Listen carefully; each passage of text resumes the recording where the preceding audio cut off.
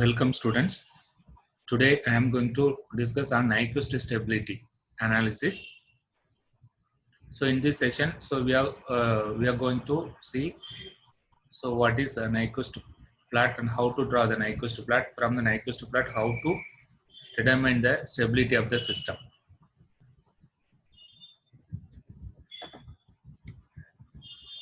So first, I would like to introduce what is Nyquist plot. Nyquist plots are the continuation of polar plots of finding the stability of the closed loop control systems by varying omega from minus infinity to infinity. In polar plot, the plot is drawn for omega varying from 0 to infinity, whereas here Nyquist plot will be drawing the plot from minus infinity to plus infinity. Nyquist plots are used to draw the complete frequency response of open loop transfer function. At the same time, Nyquist plots are used for the stability analysis of the system. From a Nyquist plot, we can able to tell how many number of closed loop poles on the right of S-plane. If there is any closed loop pole on the right of S-plane, the system goes unstable. If there is no closed loop pole on the right of S-plane, the system is stable. Here, the stability can be obtained by locating the poles of open loop transfer function in the S-plane.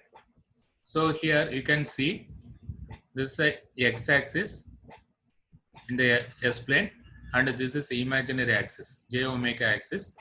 When the poles are located the left of S-plane, this region, the system is stable system.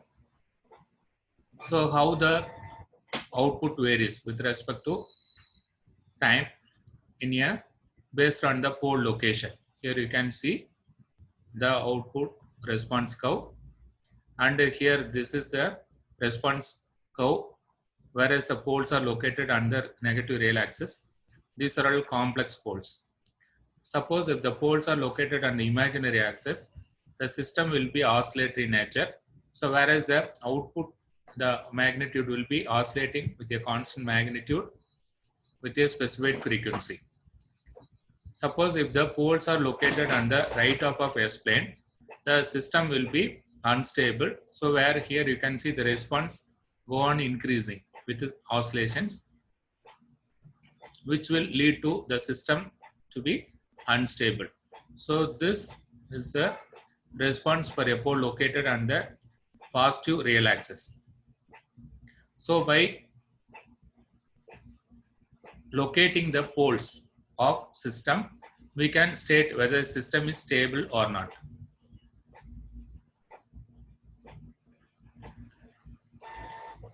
So before going to discuss on Nyquist stability criterion, so we will make some mathematical analysis. So let us consider a open loop transfer function f of s in pole 0 form. So here we can find the zeros and poles of the system. So in this f of s function, when the numerator equal to 0, you will get the s value, which will give the zeros of the system, and the denominator term or the polynomial expression equal to 0, you will get the roots, which will give the poles of the system, where s is the complex number. This can be written as sigma plus j omega. This is a frequency term. S is a frequency term. Now, suppose I want to transform or map the points located in the S-plane into f of s plane. How it looks like. So for the given f of s function, suppose for each value of points located in the S-plane, so here there is a closed path. Suppose there may be poles or zeros located within the enclosed path. Okay, when we transform this point into f of s plane, so we will get another curve which will encircle the origin.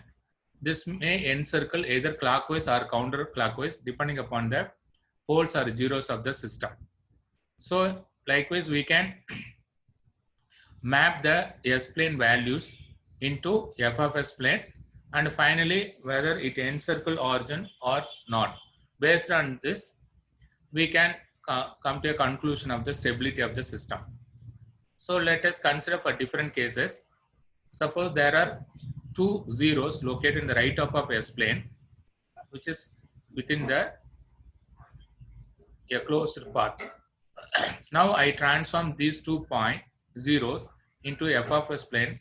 What happens? It encircle the origin twice in the clockwise directions. So we will get another curve with a two encirclement of origin with in clockwise direction.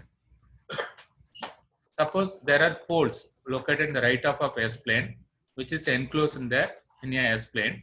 When we transform this or map these poles into f of s plane, it will encircle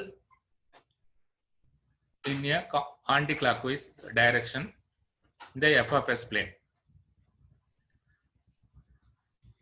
So next we will move on to the next case. So where in the right half of S plane there are two poles and 1 0.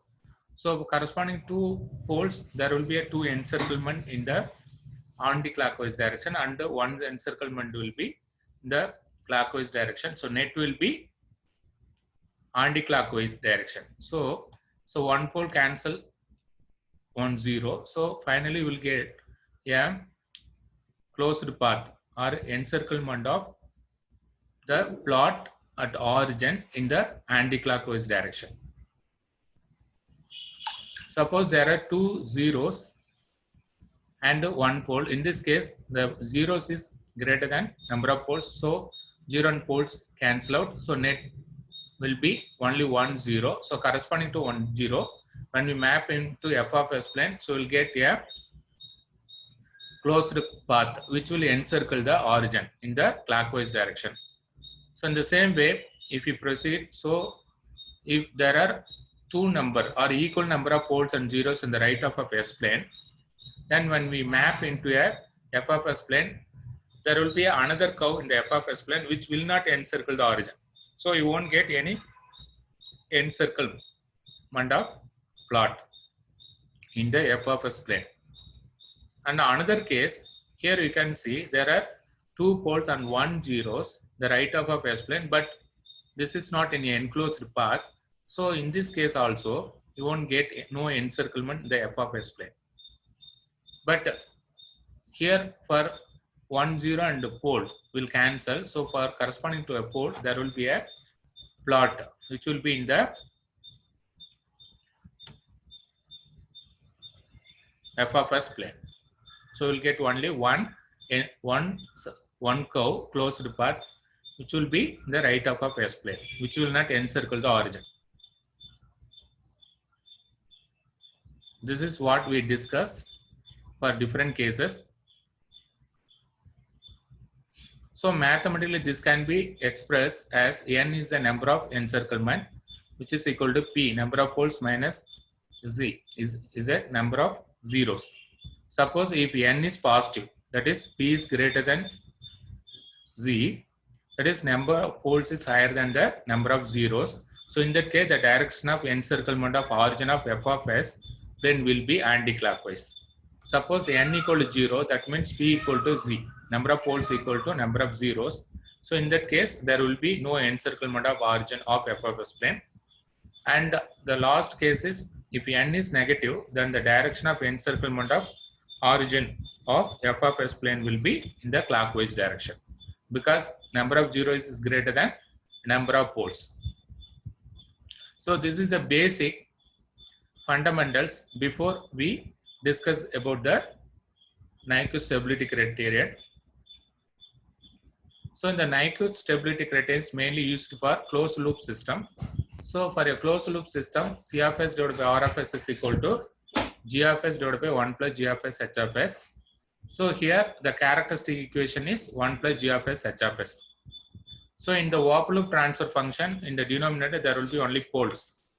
So if there are poles located in the right half of S-plane, the system will be unstable. Whereas in a closed loop system, the characteristic equation is 1 plus g of s h of s. So in this case, when you substitute this g of s h of s in this expression, you will get the numerator term will be zeros and denominator will be poles. So here the condition is 1 plus g of s h of s is equal to 0. This is the characteristic equation. So this is equal to 0 means you will get zeros. So number of zeros. So in the case of closed loop system, the number of zeros are located in the right half of S-plane, the system will be unstable. So in the open loop system, the poles are located in the right half of S-plane, the system will be unstable. Whereas in the closed loop system, the poles zeros are located in the right half of S-plane will become unstable. Now, suppose instead of taking 1 plus g of s h of s, suppose if you draw the plot only for g of s h of s, in that case, what we'll do? So g of s is h of s becomes f of s minus 1. So while mapping, instead of considering the origin for encirclement, in this case, so we can shift the axis to minus 1. So minus 1 axis. So instead of seeing the origin, so here we can count the encirclement of minus 1 for a closed loop system. So you can draw the plot for g of s, h of s plane. But for considering for stability, we can find out the encirclement of minus 1 plus j0 point of g of s, h of s contour in the g of s, h of s plane, which can be used to determine the stability of closed loop system. The Nyquist stability criteria have been proposed based on this concept, right? So here what we do, so if there are poles or zeros located in the right half of S-plane, then when we map into g of s, h of s plane, you will get encirclement of minus 1. So what we do is, we will consider a contour which comprises the entire right half of S-plane. So here we consider entire right half of S-plane. So in this region, if there are poles or zeros located, then automatically it will reflect on the g of s, h of s plane, so that we can find the plot whether it encircles the minus 1 or not. Based on this, we can state the stability of the system. So this plot, which covers the entire right half of S-plane, is called Nyquist contour. So now we define the Nyquist stability criterion. If the g of s, h of s contour in the g of s, h of s plane corresponding to Nyquist contour in the S-plane encircle the point minus 1 plus j0 in the anti-clockwise direction as many times as the number of right half of S-plane poles of g of s, h of s, then the closed loop system is stable. So this is the definition for Nyquist stability criterion. Now for different cases, we can give the statement for no encirclement of minus 1 plus j0 point. This implies that the system is stable if there are no poles of g of s, h of s in the right half of S-plane. If there are poles on the right half of S-plane, the system is unstable. So the second case is anti-clockwise encirclement of minus 1. So in this case, the system is stable if the number of anti-clockwise encirclement is same as the number of poles of g of s, h of s in the right half of S-plane. The third case is clockwise encirclement of minus 1. In this system, if the system in this case, if no poles of g of s, h of s in the right half of S-plane, then the number of clockwise encirclement is equal to the number of poles of closed loop system on the right half of S-plane. On the other hand, we can simply state that if you encounter any encirclement either clockwise or counterclockwise, the system is unstable. If there is no encirclement, the system is stable. Suppose if you find any encirclement of minus 1 in the clockwise direction, then there will be that much number of zeros available in the right half of S-plane. Suppose if you encounter encirclement in the anti-clockwise direction, suppose two encirclement the anti-clockwise, then there will be two poles in the right half of S-plane. So we can draw the Nyquist contour for different cases of problems.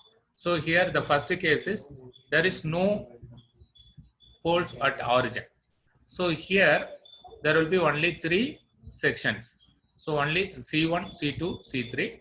In the C1 section, the frequency will vary from 0 to infinity. Whereas C2 section, the frequency will vary from plus infinity to minus infinity. Whereas in the third section, the frequency will vary from minus infinity to plus infinity.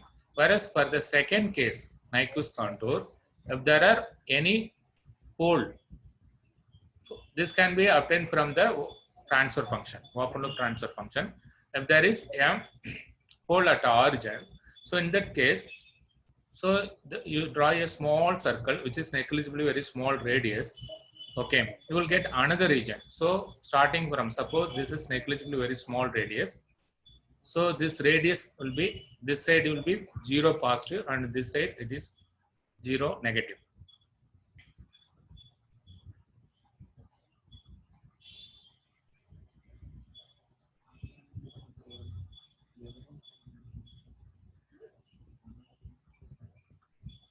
So this is 0 positive plus 0. This is minus 0.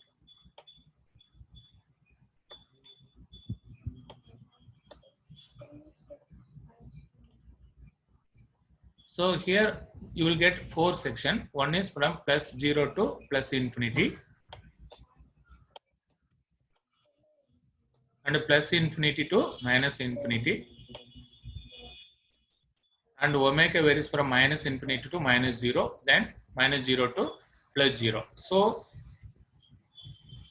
for this kind of problem, so you have to map the S-plane values, that is the values from S-plane into G of S-plane, G of S, H of S-plane. So each region has to be transferred into G of S, H of S-plane. That will give the final Nyquist plot. Suppose there are 3 poles at origin. So here 2 complex pole and 1 pole at origin, 2 imaginary pole, 1. So here you will get different regions. So plus 0 to up to this point, then from here to here. So you will get number of sections. So for each section, so you have to transform this into G of S, H of S plane. Okay.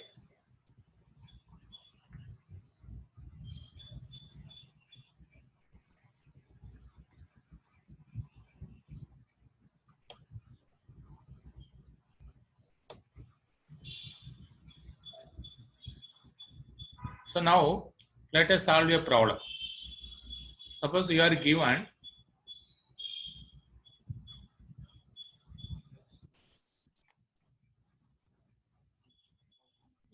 a type 1 third order system. Okay, some k divided by s into s plus 2 into s plus 10. Okay, so before solving this problem, what you have to do, you convert this into time constant form. So you modify this given expression into time constant form. So after converting this, it will look like this. So 0.05 k divided by s into 1 plus 0.5 s into 1 plus 0.1 s.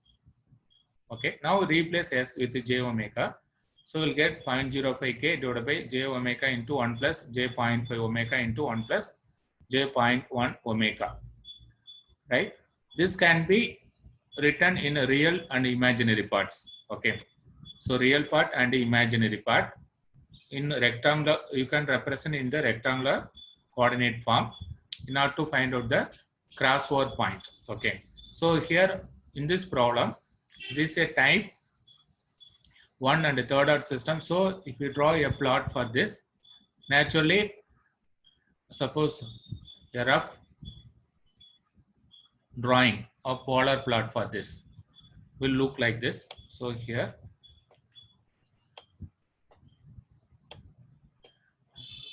so for this problem, okay, type 1 and third order system, for a type 1, the plot will start somewhere in this quadrant. and because the starting angle is minus 90 degree, ending angle is minus 270. So it will go like this. The plot will look like this. So we have to identify what is this value at this point. What is that? This is the phase crossover frequency. Okay. So this can be obtained two ways. So one is, if you know the angle expression, put it equal to minus 180 degree, because this is 180 degree, and find the omega PC. This is one method. Another method is, this is real axis. In the real axis, imaginary part equal to 0. Okay. So in the given problem, if you write the expression in a real and imaginary part, okay. So when imaginary part equal to 0, so you will get omega PC of 1 minus 0.5 omega PC square equal to 0. Because at negative real axis, imaginary part equal to 0. And simplifying this, you will get omega PC equal to 4.472 radian. Substituting this phase crossover frequency value in this expression, magnitude of the open loop transfer function. So what you get is minus 0.004417 K. So this is the point here, the magnitude corresponding to this point. Okay.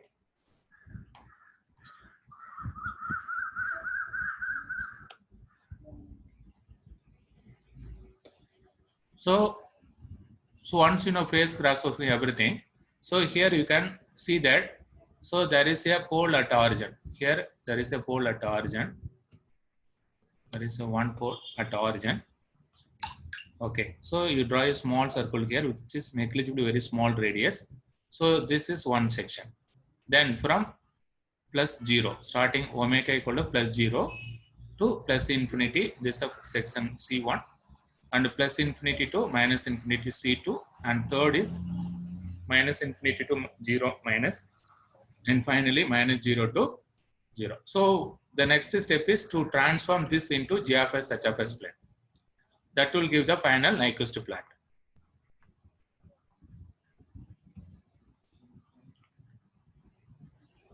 So as I already drawn this, here for 0 to infinity, you get a polar plot here, and a crossing point is minus 0.0417 K.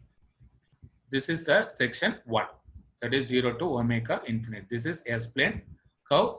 Now I transformed all the points in this region into G of S H of S plane. Okay. So S plane to G of S H of S plane. So next is section 2. So section 2 is plus infinity to omega plus infinity to, whereas omega varied from minus infinity.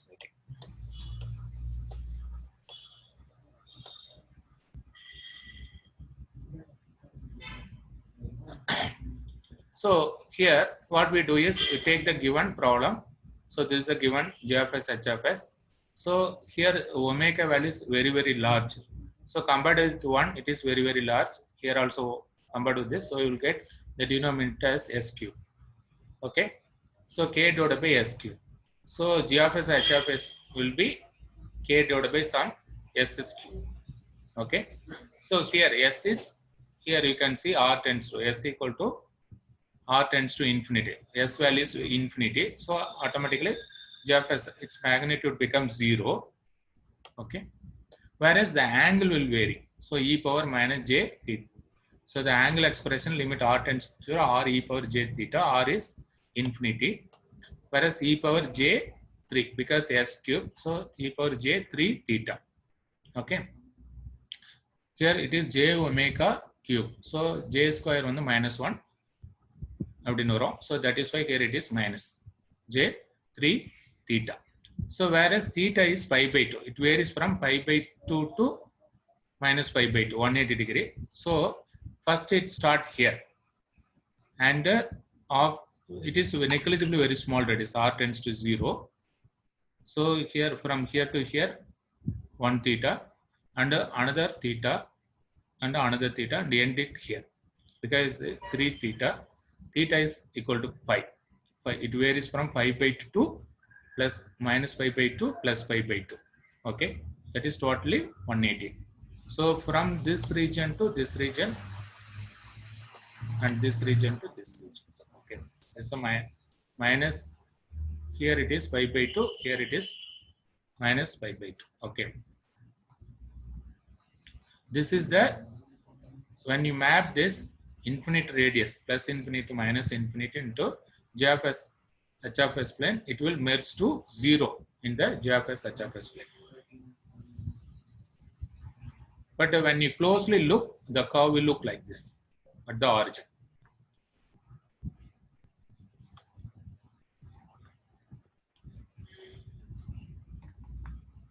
So next, section 3 is minus infinity to plus 0. So here you can see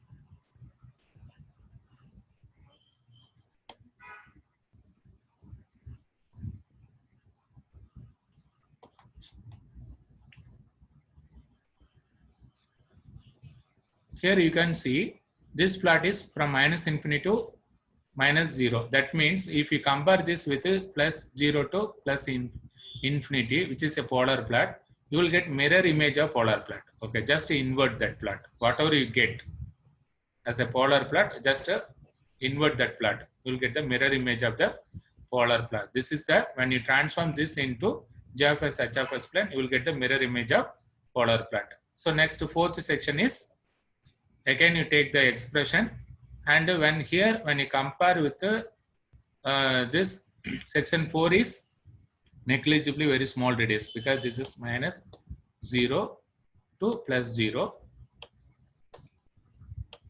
Its radius very small, negligibly very small. So here, when you map this into here, what will happen? So compared with 1, this is negligibly becomes 0. This is also 0. You will get only 0.05k divided by s. Okay. So this can be, its magnitude can be written as something divided by 0. You will get infinity. So magnitude infinity into e power minus j theta. So here what we will get is, when you transform this small 0 radius plot from S plane into G of S H of S plane, it will enlarge into infinite radius. Here you can see, with a phase angle varying from the theta from minus pi by 2 to plus pi by 2. It will enlarge into a very large infinite radius. Okay. So now we can merge all the plot. So after merging,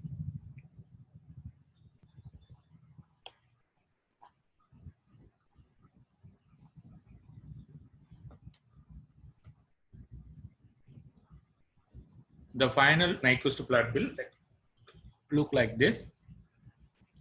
So here omega,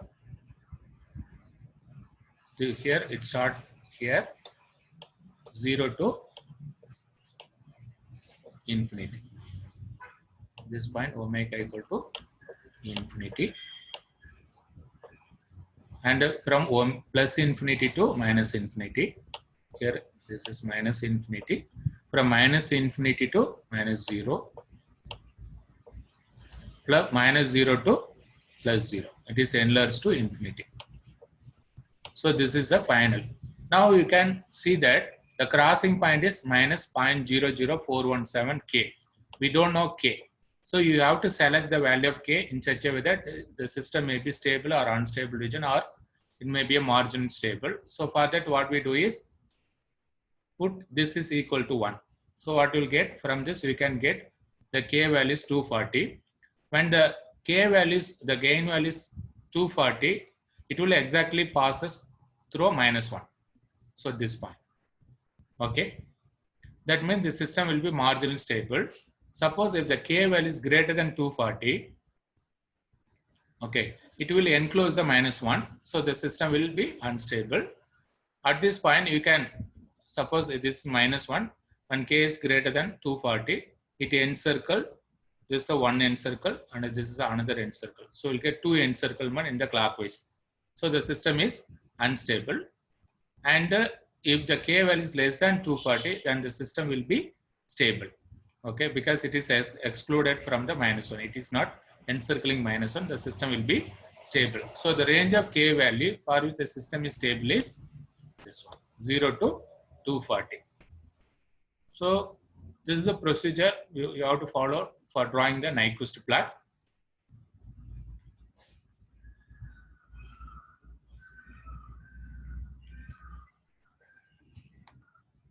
Here there are some Nyquist plot is given. So here you can see that the first problem is in this. There are two encirclement, but here you can see only one curve. One from the Nyquist plot, there is only one encirclement, which encircle -1. The first case. The second problem, you can see -1 point is here. Okay. This small circle is not encircling the -1, but only this big circle encircle. Okay. And here also you can see all are positive value, not negative value. So there is no encirclement of -1. And here you can see for a problem f of s equal 100 by s plus 10 whole square. Here it is a second order system, type 0 second order system. So here if you draw the Nyquist plot for this, this is the Nyquist plot which exclude the -1. So the system is stable.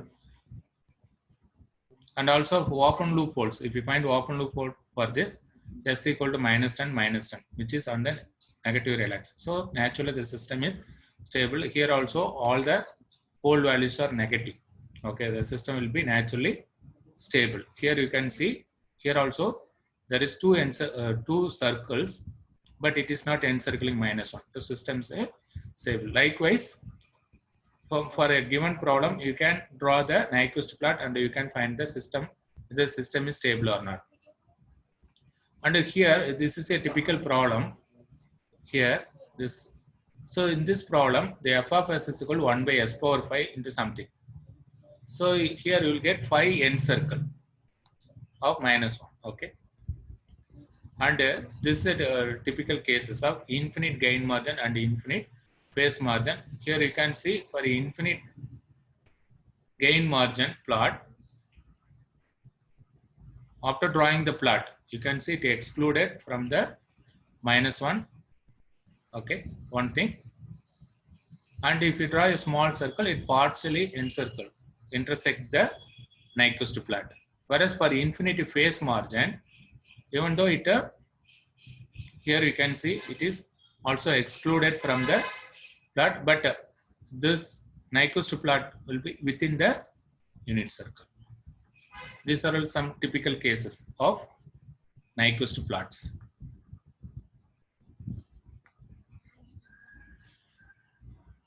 I hope you have understood the concept of Nyquist plot and how to find the stability of the system. Thank you.